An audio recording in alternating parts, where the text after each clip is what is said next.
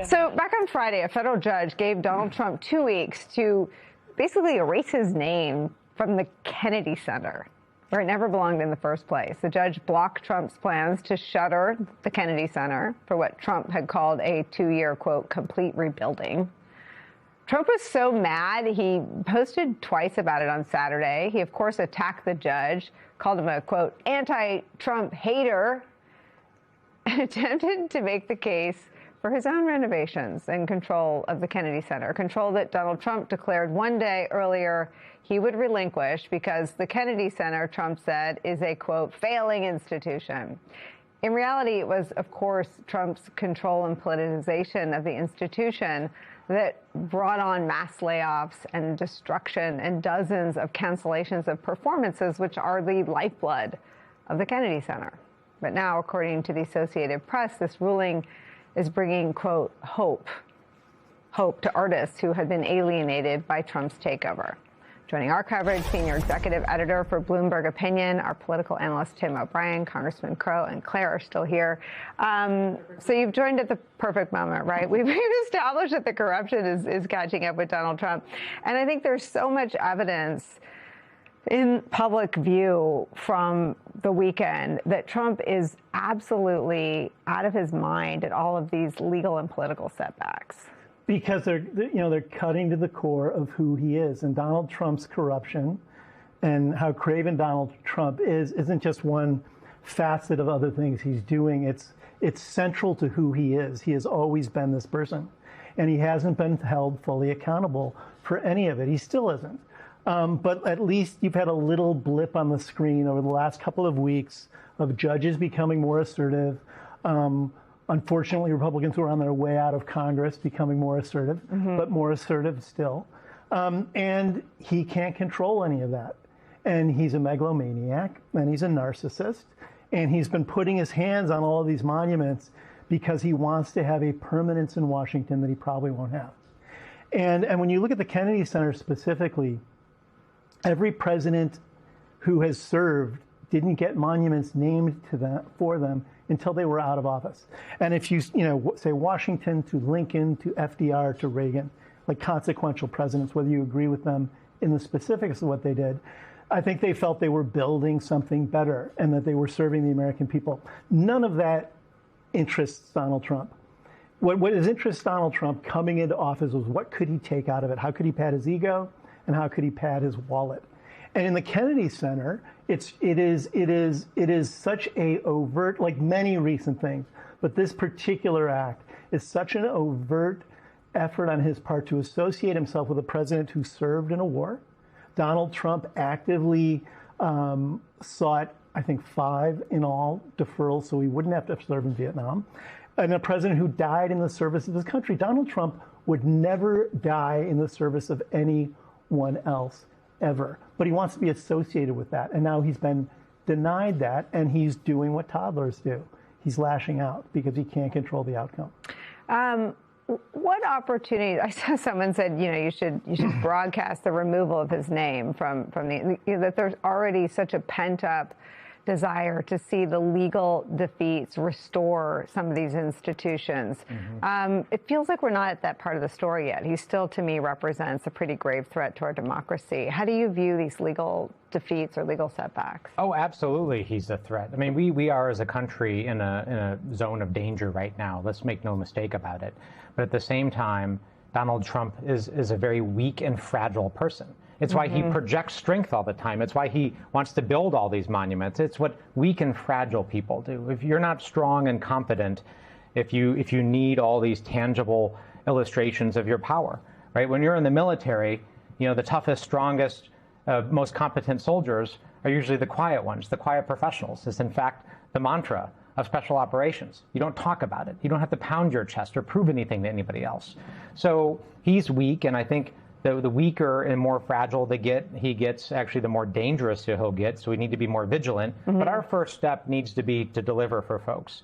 Elections are about contrast. Governing is about a contrast, and we're trying to build a coalition right now. So what we have to do, if we get it into power, if the American people give us this opportunity, is to show that we are going to be relentlessly focused on their needs. Let's lower costs. Let's end this reckless war in Iran. Let's actually protect our military and our service members. Let's work towards balancing the budget.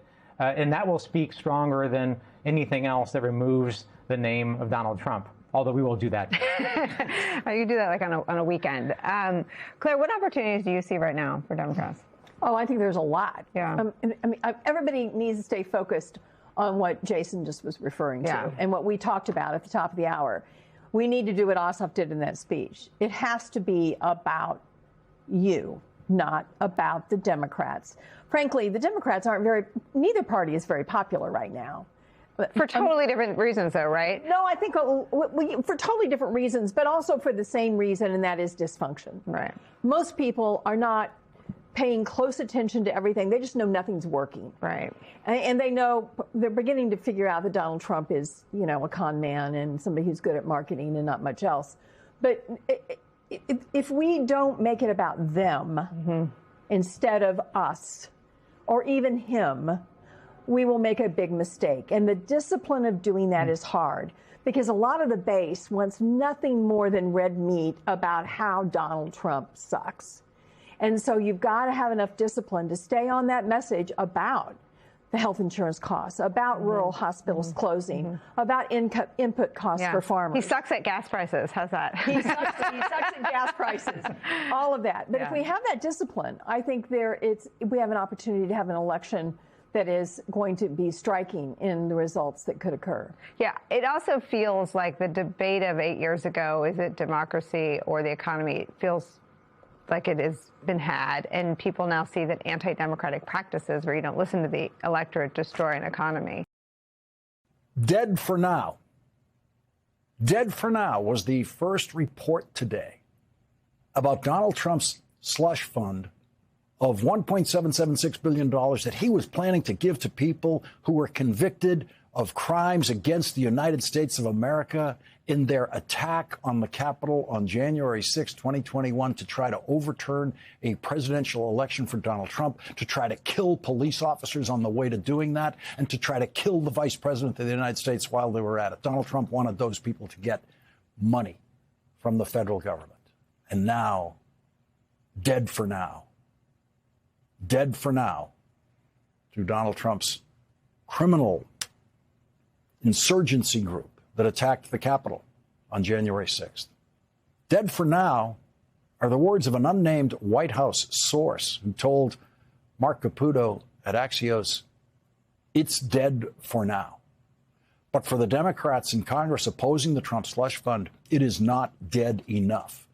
And very much to Donald Trump's surprise, I'm sure. In fact, I'm sure he doesn't realize this even now. It is not dead enough for Donald Trump either. It's still alive enough to cause Donald Trump serious legal problems now of his own. Because the incompetent buffoons around Donald Trump who call themselves lawyers in the Trump Justice Department and in the White House and the lawyers who represent Donald Trump personally, because they have appeared to have wildly outsmarted themselves in putting Donald Trump in serious legal trouble now with a federal judge, the kind of legal trouble that Donald Trump's Supreme Court did not spare him from in their decision granting Donald Trump criminal immunity for possible crimes that he might commit as president. The Supreme Court didn't foresee this situation and couldn't protect him from it. The Trump slush fund, accompanied by a Justice Department promise that the IRS would never be allowed to investigate any possible Trump tax crimes that Donald Trump or his family may have committed up to now, was the single most preposterous development in Donald Trump's litigation history, which is full of preposterous developments. And now it looks like the Trump lawyers on all sides of that one went way too far. Donald Trump pushed it so far that Republicans turned against him in the House and in the Senate, and the Republican Speaker of the House reportedly told Donald Trump today that the Republican House would vote against Donald Trump's slush fund settlement if it comes to a vote in the House. And so it's dead for now, which means that Donald Trump's political power in the House of Representatives is also dead for now. Donald Trump's political power in the Senate on this issue was already known to be dead. the Senate Republican leader, John Thune, had said all along that the Trump slush fund was not a good idea. And as time went on, John Thune became more and more clear that he personally was against it. And then Chuck Schumer promising to bring up votes in the Senate on Donald Trump's slush fund. Last week, Republicans in the Senate, in a private meeting, attacked Donald Trump's acting attorney general, who used to be Donald Trump's criminal defense lawyer, Todd Blanche, who created the Trump slush fund. Those Republicans in the room, some of them said that it was the harshest questioning of an administration official that they have ever seen in any closed meeting in the Senate. But it's already too late for Donald Trump to easily kill the $1.776 billion political monster that he created. It's too late. Senate Majority Leader John Thune was not satisfied today with unnamed White House staffers saying it's dead for now.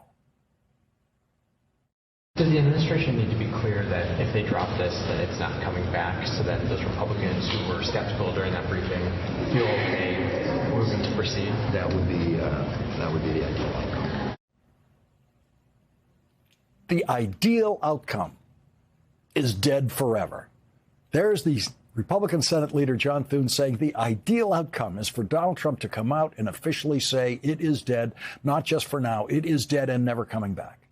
And while he was at it, John Thune said the other thing that is dead in the Republican United States Senate is the Trump ballroom, what Senator John Ossoff this weekend called the Jeffrey Epstein Memorial Ballroom. Does that mean also dropping the ballroom? Well, again, I think that the confining the bill to its original intent, which was a very narrowly focused reconciliation bill that just addresses the funding for those two agencies, is the clearest path to ultimately getting a bill on the president's desk. So no, the Trump ballroom will not be in the Republican reconciliation bill. John Thune saying the Republican Senate will not be voting for the $1 billion Donald Trump wants from them, for what Senator Ossoff will be calling the Jeffrey Epstein Memorial Ballroom if a vote on the Trump ballroom occurs on the floor of the Senate. Donald Trump is politically radioactive now, and Republicans in the House and Senate know it. The Republicans in the House and the Senate know that their worst enemy in the coming elections in November is Donald Trump. And Democrats in the Senate and the House have reason to believe that the enormity of Donald Trump's corruption and the corruption in his administration is getting through to voters and could be a decisive issue in November. And the problem for Donald Trump and the Republicans is that even if Donald Trump comes out right now and says the magic words that John Thune wants him to say, that the Trump slush fund is dead and dead forever and the ballroom is dead with it, it is now beyond Donald Trump's powers to stop the investigation of his slush fund that two federal judges have undertaken, with one judge ordering a hearing on the subject next week on June 12th. That is the federal judge in Virginia who last week ordered a complete stop to any and all activity involving the establishment or operating of the Trump slush fund. But the possibly more difficult legal problem for Donald Trump now is that Judge Kathleen Williams in the Southern District of Florida is using her unique power as a federal judge to investigate not just Donald Trump's lawyers at the Justice Department and Donald Trump's personal lawyers, but also Donald Trump himself. Donald Trump filed his case against the Internal Revenue Service in federal court in the Southern District of Florida in the hope of getting one of those Trump-friendly Florida federal judges down there, which can happen because judges are randomly assigned. Instead, Donald Trump got Judge Kathleen Williams, who was appointed to the federal court by President Barack Obama. And last week, in response to a motion by a group of former federal judges to reopen the Trump case against the IRS to investigate the legitimacy of the so-called settlement of that lawsuit, the judge decided to do exactly that, saying that something extremely threatening to Donald Trump's acting attorney general and to Donald Trump was possible here. The judge wrote, "A court is empowered to investigate serious misconduct as a collateral issue within the purview of Rule 11 and determine whether an attorney has abused the judicial process." It is very clear that attorneys abused the judicial process in this case, and so all of those attorneys are in serious trouble tonight. The judge said, under Rule 11, a court may impose sanctions on a lawyer for advocating a frivolous position, pursuing an unfounded claim, or filing a lawsuit for some improper purpose. The Trump lawyers know that a White House source simply telling Axios that it's dead for now does not get them out of trouble with this federal judge. But the next line of the judge's order on Friday is a direct threat to Donald Trump himself. Donald Trump is not a lawyer in the case who can be disciplined as a lawyer, but Donald Trump is a party to the case. He is the party in the case. He is the party who actually brought the case against the Internal Revenue Service, giving the case the title Donald J. Trump versus Internal Revenue Service. And about Donald J. Trump, the judge wrote this: "A party's decision to file a frivolous lawsuit for the sole purpose of forcing a settlement may qualify as such an improper abuse. If a party files a lawsuit for an improper purpose, the court may impose an appropriate sanction on the responsible party." So here is a federal judge who now has the power, depending on the outcome of her investigation, to impose a penalty on Donald Trump for doing all of this. The judge gave Donald Trump until June 12th, next week, to answer this question in writing, quote, "of whether the case should be reopened because the court was the victim of a fraud."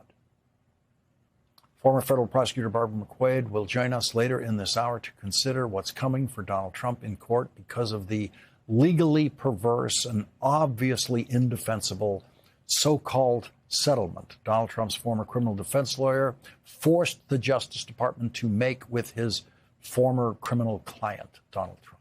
The stink of it all has reached the point where Senator Jon Ossoff this weekend could refer to the whole complex of Trump corruption as the Mar-a-Lago Mafia.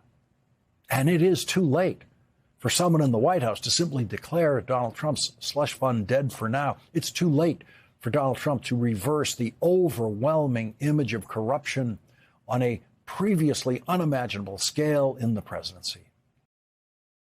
Hey, do you remember this little guy? His name is Greg Bovino. He led Donald Trump's chaotic, violent, inept paramilitary invasions of multiple U.S. cities until he was fired a couple of months ago. Mr. Bovino has been spending his retirement lamenting that he was not able to achieve his personal dream of deporting nearly a third of the U.S. population. He's also posted photos like this one on social media. He posted that on social media. He posted that photo just before jetting off to a white supremacist conference in Portugal this weekend. He was the special guest at a gathering of European far right politicians and activists who advocate for making Europe more white. Bovino appeared before a giant photo of himself in the 1930s German-style greatcoat he apparently made for himself to wear on the job. He told the assembled fascists in Portugal that the United States and Europe have, quote, the same problems and the same solutions. Last fall, when that tiny terror was leading the Trump administration's attack on Chicago, Trump's federal prosecutors, you might remember, they charged a local Chicago man, a Chicago carpenter, with plotting to kill Greg Bovino. Trump's DOJ said that this man had put out a hit on Greg Bovino, had offered cash to anybody who would kill him. Bovino said it was just more evidence of how terrible things are in terrible Chicago. He called the city a war zone. But, interestingly enough, that case immediately fell completely apart after multiple court rulings that prosecutors were trying to say stuff in court about the defendant that they had no evidence to back up. The jury in the case proceeded to acquit the defendant in less than 3 hours. That pitiful, failed case was run out of the U.S. Attorney's Office for the Northern District of Illinois in Chicago. The case just fell apart completely, which is important to know because everything is falling apart in that particular U.S. Attorney's Office right now. At the center of the collapse is the office's case against the so-called Broadview Six. Federal prosecutors initially indicted 6 people for protesting outside the ICE facility in Broadview, Illinois. They charged them with felony conspiracy. But then things started going wrong quickly. They dropped the charges quickly against 2 of the defendants. Then they pared back some of the charges against the remaining 4. That made defense attorneys start to wonder what was going on. Defense attorneys demanded to see the grand jury transcripts, which would show how prosecutors got a grand jury to indict these defendants in the first place. Rather than turn over those transcripts, the U.S. Attorney's Office instead just dropped the remaining felony charge altogether, saying, okay, now you don't need to see the grand jury stuff, right? The defense attorneys at that point could have just celebrated having all the charges dropped, but they decided they really wanted to get to the bottom of what was going on. The judge eventually agreed with the defense attorney's requests, and she ordered prosecutors to hand over the grand jury transcripts. It was quickly clear why they'd been trying to keep them hidden. Upon reviewing those transcripts, the judge said, quote, "I have read hundreds, if not thousands, of grand jury transcripts. I have never seen the types of prosecutorial behavior before a grand jury that I saw in those transcripts." She accused the U.S. Attorney's Office not just of all that misbehavior, but of trying to hide that misbehavior from her by initially giving her a redacted version of the transcripts that hid the worst stuff that they had done. Well, upon getting dressed down by the judge that way, the U.S. Attorney's Office then dropped all the charges, all the felonies, all the misdemeanors. And the Trump-appointed U.S. attorney in that city has been flailing ever since, saying he wasn't personally aware of any of the misconduct, saying he took action as soon as he heard about it. He's announcing sweeping new reforms to his office. But against his denials, one of the Broadview Six defense attorneys, a man named Chris Parenti, says the U.S. attorney himself is a big part of the problem here. Parenti accuses the U.S. attorney of having had contact with the grand jurors himself. If true, that's basically a catastrophe for that federal prosecutor's office. The U.S. Justice Department under Donald Trump has cratered. It's basically gone. But in Chicago specifically, what's going on there right now could result in potentially one of the biggest federal prosecution scandals ever in the history of this country. And that's saying something for Chicago specifically, let alone for the country, but I mean it, for the whole country. Joining us now is Chris Parenti, attorney for one of the Broadview Six, former federal prosecutor himself. Mr. Parenti, I really appreciate you making time to be here. Thank you. Thanks for having me on, Rachel. So this case is not over, despite the fact that all the charges against your client and all his co-defendants have been dismissed. You're continuing to push on this issue of alleged misconduct by the federal prosecutors here. The judge says she's going to entertain briefings on whether this was a vindictive prosecution. What should we expect to keep happening here, and why are you still pushing? We're still pushing, Rachel, because, again, the government picked the wrong 6 people here to go after, right? These are 6 people who were out there at that Broadview facility protesting for the rights of the undocumented that were being abused by our government. So they were willing to risk their own finances, their own freedom to fight for those people, and they are willing to see this through into the end because they realize how important this case is, right? What this case has done is it allowed us to see what goes on in secret inside these grand jury rooms. Over the past week or two, I heard Acting Attorney General Todd Blanche on these news shows telling people, hey, it might look like DOJ's, returning political indictments against Mr. Comey and Don Lemon and the Southern Poverty Law Center. But don't worry, it's not us, it's the grand jury, right? That's the official word here. But if his prosecutors are corrupting that grand jury process, and I can assure you they are because we've seen these transcripts, then all of that falls away, right? Because then you can't, the grand jury is just being bulldozed by federal prosecutors who are acting in an unethical way. And the behavior that we saw in our grand jury is, it's appalling. As a former federal prosecutor, I have never seen anything like this. The federal prosecutor went in there and personally vouched for the indictment. She threw out grand jurors who voiced dissent, right? That's one way to get an indictment done. Oh, you don't like it? Then get out of the room. And she had contact with the grand jury outside of the grand jury room, which you can't do. So if that's what they're doing to get these cases, these political cases, and the Broadview 6 case was a political case, and we're convinced it was directed from the White House or the Trump administration, if they're willing to have prosecutors act in such an unethical way in a room where there is nobody, there's no judge, there's no defense attorney, it is built on trust that the Department of Justice will have its prosecutors do the right thing.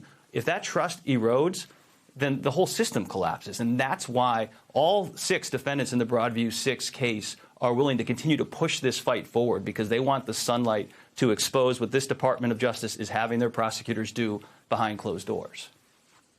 I'm really glad that you explained it that way. I feel like it's part of the reason that I've been so interested in this case and in the other cases where misconduct before the grand jury is has been alleged. I mean, again, I'm not a lawyer, but it seems to me like us non-lawyers in the country really need to get our heads around this particular problem, because if they are lying to the grand jury, if they are engaging in misconduct before the grand jury, what that means in non-legalese is that they can bring criminal cases, they can bring charges, they can potentially arrest and jail people on the basis of nothing. And they can do it to all of their political opponents, to whole classes of people. If the grand jury system falls apart because they are abusing it, because they are behaving behind closed doors in ways that aren't what they're supposed to be doing under the judicial system, it really kicks the door wide open to mass arrests of their political opponents.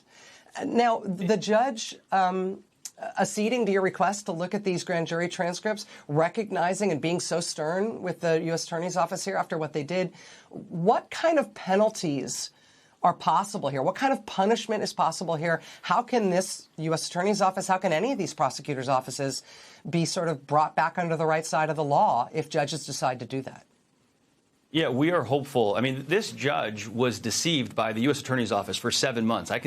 My view of this is she is angry, right? For 7 months.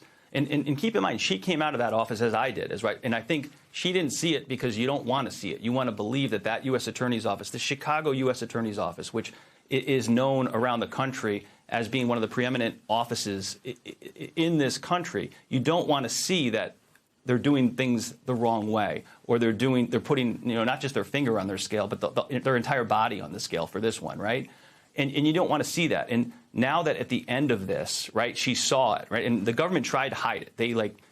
They were ordered to turn over transcripts, and what they did is they redacted certain parts and they removed pages, right? You would never do that with something that's only going to the court, right? You redact things that'll be on a public docket, social security numbers, birth dates, names. Things that are just going to a judge in her chambers, you wouldn't redact anything. But someone in that office, and maybe more than one person, sat down and literally crossed out all of this misbehavior that I just described for you that occurred there and took out pages and didn't tell the court. So, everyone is thinking that the office is acting with that presumption of regularity that the department is usually entitled to. But as we tried to argue to the court, Judge, that's gone. And it's not just for what's happened in Chicago. You see it across the country. This Department of Justice has mailed it in on doing things the right way. And now it's time for judges like her and judges across the country to say, I'm not going to allow this. We have now seen what you're doing behind closed doors, and the American people need to see it. Because if you're doing it here in Chicago, I guarantee you they're doing it in every other office, because they're getting pressured to put through these indictments that no grand jury, if you didn't put your finger on the scale, would indict. And keep in mind, in our case, right, the grand jury voted no. And it shows how relentless this department is. Even when the grand jury, who almost never says no, voted no against this indictment, they went back the next week and engaged in more misconduct to get this across the finish line. That's the scary part. Yeah. And judges around the country, in Chicago and around the country, sort of getting up on their hind legs and saying no to this, exposing it, acknowledging that it's happening, and saying we're going to put a stop to it, could be, I think, a whole new phase in Trumpism and in what this administration is doing and even tries to do. Chris Parenti, former federal prosecutor, attorney for one of the Broadview 6. Mr. Parenti, thank you so much for your time. Please keep us apprised. I'd love to have you back. Will do. Thank you, Rachel. All right, let's talk to Democratic Senator Chris Murphy of Connecticut. He serves on the Foreign Relations and Appropriations Committee. He's also the author of the new book, Crisis of the Common Good, The Fight for Meaning and Connection in a Broken America. I want to get to the book in a moment, but let us start with this anti-weaponization fund. A couple things happening right now. Senator Jackie Rosen says she's going to introduce bills to redirect the money for this fund towards SNAP, Medicaid, and public safety programs. There's another attempt at 6 p.m. today by Senator Schiff, Kelly, and Slotkin to block this fund. What do you want to do? Well, I think the fund is illegal. I don't think it's going to be able to go forward, but we clearly have the chance to put Republicans on record. As you know, they want to pass this big immigration funding bill. That bill is open for amendments, and we're definitely going to have several amendments to block this fund from going forward. The courts are probably going to weigh in increasingly definitively here. The president of the United States cannot just reach his hands into the Treasury and scoop out $1.8 billion to pay off police beaters. But we'll double up on those legal efforts and put Republicans on the record. I don't know that they want to vote in favor of this because this has captured the country's attention in a way that some of his other corruption schemes haven't. People get this and they know how deeply immoral it is. Why do you think they get it? I think because it's happening right at the same time that these prices are going up and up and up, and they're all being caused by Donald Trump. And so I think people are like right now as they go to fill their gas tanks up saying to themselves, like, wait a second, it seems like the only thing he's working on are schemes to enrich himself or to support himself politically. He's doing nothing to end the war in Iran. He's doing nothing about gas prices. So this one's pretty simple to understand, just giving himself your taxpayer dollars. But it also happens at a time when people think he should be working on problems that they're facing.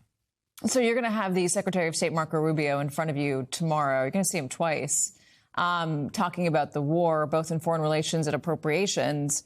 The president is really confusing about where we are with this war.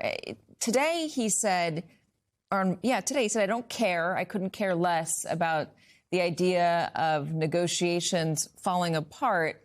42 minutes later, after this CNBC interview where he said that, he posts this on his Truth Social. Talks are continuing at a rapid pace with the Islamic Republic of Iran. Is this intentional for him to be all over the place? Is it a negotiating tactic? What is your sense as a person on foreign relations about what exactly is going on? Well, I know one thing for sure. It's definitely not a negotiating tactic. I mean, this is a guy who's kind of losing his mind, and he's, barely awake during the day. He is obsessive over the ballroom. He's not spending any time trying to end the war. I mean, they have no plan to end the war because they basically made a bet at the beginning of the war. Netanyahu and a handful of Iran hawks convinced them that if they bombed Iran for a couple days, the regime would fall and some pro-America, pro-Israel regime would take its place. That's what they thought was going to happen. And when that didn't happen, they literally had no plan B. And so that's why they are fumbling. That's what we need to find out tomorrow. Like, what is the plan? Is there any chance this war is ending anytime soon, or are we going to be sitting on $9 a gallon gasoline this fall? So far, it appears they have no plan. It feels like they went into the war with no plan. Donald Trump is just not engaged on a daily basis, and hopefully Rubio will be able to articulate how they're going to get out of this war, but I don't think he is, because I don't think they have any idea how to get that done. What should happen? I mean, we have already bombed Iran. The goal was to get regime change. It didn't happen. The goal was to stop their ability to produce enriched uranium.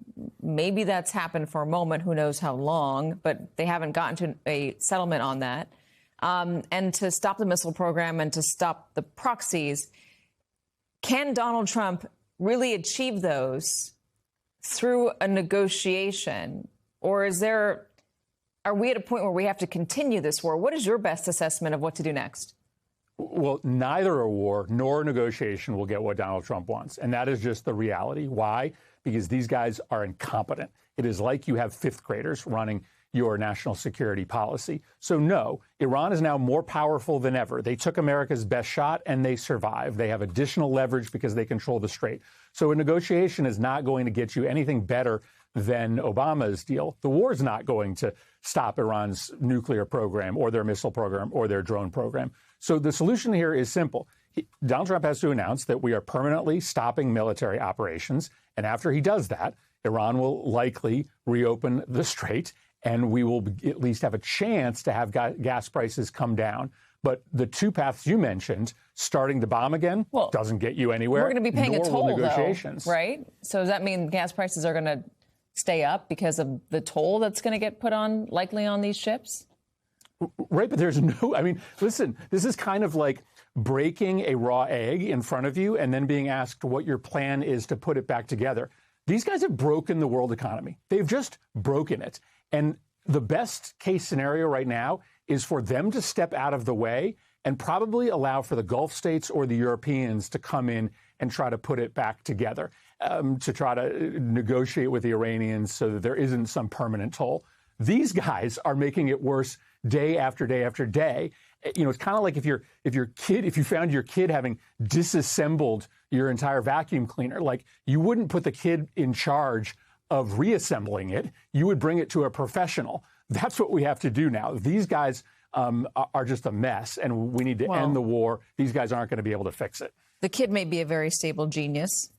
In that case, you might let him keep it. I want to ask you about the Democratic Party. I don't know if you listened to the last conversation, but the knock on the party right now is that they're very anti-Trump. They're going after him, as John Ossoff is, for the slush fund, for not taking care of the American public, for gas prices. You just mentioned that. But the knock on the party is that they don't have a big idea for what they stand for and what they want to do. You have a book out assessing the problems in America. You talk about the 6 cults.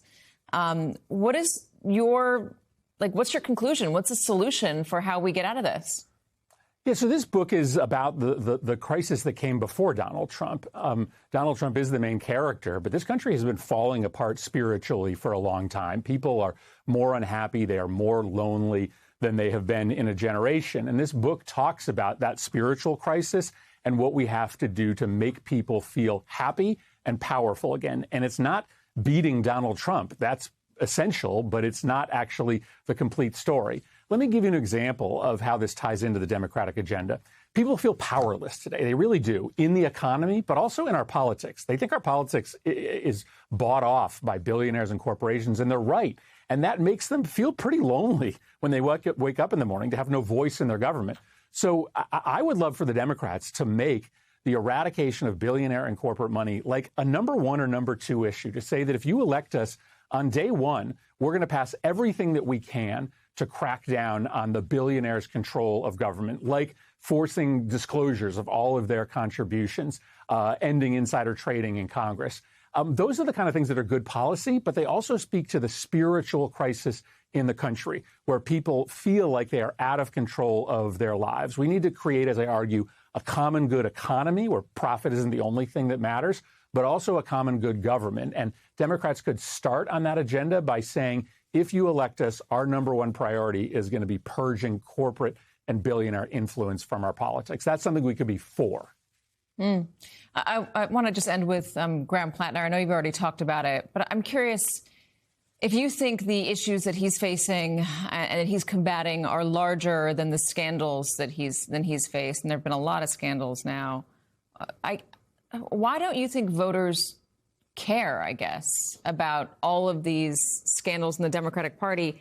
Are we entering a new era where it's not so much about the mistakes you've made and maybe the imperfections in your personal life, to put it nicely, and more about being authentic and honest? I mean, is that what we should take away from Graham Plattner not cratering in the polls on the Democratic primary?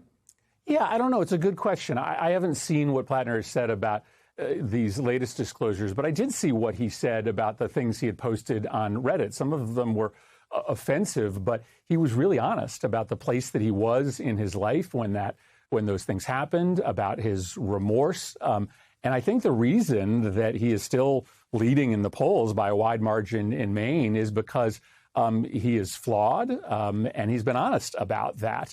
But character also comes in how you stand up to corruption, how you stand up to a country that is being bought. And I think people see him as somebody that has been pretty honest about the big things we need to do to fix our country. He's running against somebody that seems to have enabled corruption. And that contrast seems to really matter in Maine right now. All right, Senator Chris Murphy, really good to have you. Congrats on the new book. Again, there are 6 cults. Do you address them all and ways to break free of them? Appreciate your time, sir. Thank you. Let's bring in MS Now senior reporter Josh Einiger, who is live outside the Delaney Hall facility in Newark, and Veronica Cardenas, former ICE Assistant Chief Counsel. Josh, paint the scene for us. What happened overnight and what is going on behind you right now?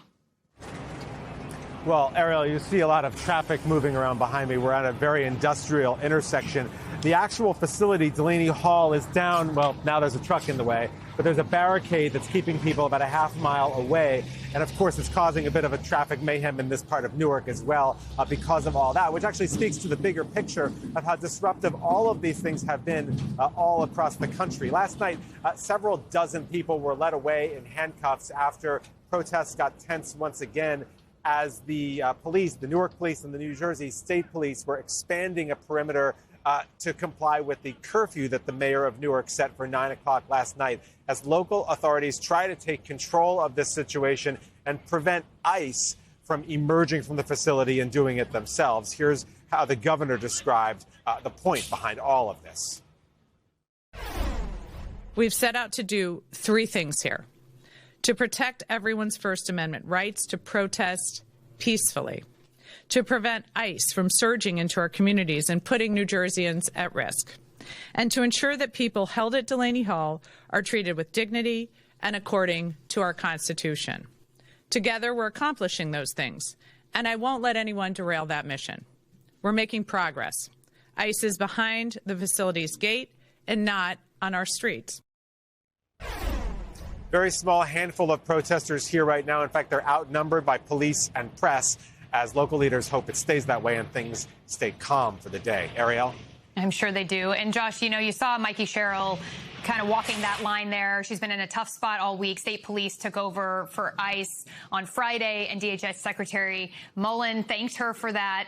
But still, full access to that facility has been pretty spotty. What's the status of the demands that the governor has made to get inside that facility and to improve the conditions there?